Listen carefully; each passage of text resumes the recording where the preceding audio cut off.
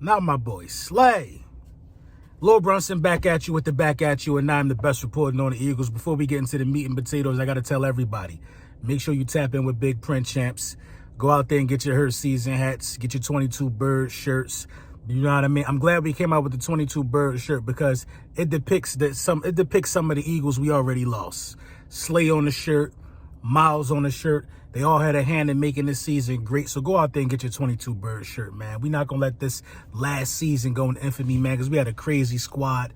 Guys definitely put in work, man. Slay was one of my favorites, though, man. I mean, from everything, man, from how his wife interacted with us, man, at tailgates, from the energy that he brought on the field, you know what I mean, from just being a shutdown guy that other teams fear in terms of throwing the ball to. You know, Slay, I'm not going to say he deserves some credit for why Bradbury is still here, but people ain't want to throw at Slay as much, so Bradbury feasted on a lot of the opportunities that he got with people trying to target him.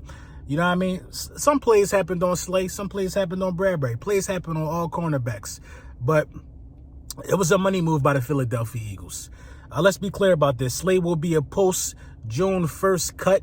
We're not going to cut Slay anytime before June 1st, because if you cut Slay before June 1st, you only save $3 million in cap space.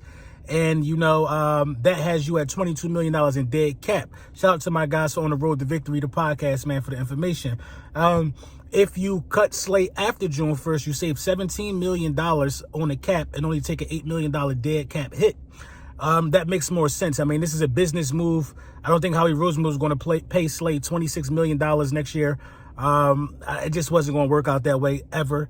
You know what I mean? And I've been hearing that Slay was asking for more money. Now, with guys like Bradbury, who had a better season than you, wanting to take a deal to stay around, you know what I mean? Asking for more money, it kind of didn't really make sense to do. You know what I mean? In Slay's case, man. We could have saved $13 million restructuring Slay. You know what I mean? But it just seemed like the better thing was to save the whole $17 million and cut Slay and draft, you know what I'm saying, a cornerback in this year's draft. They are talking about being really aggressive with Gardner Johnson, getting something to happen with Gardner Johnson as soon as possible. I can see that happening for the Philadelphia Eagles. We got some time.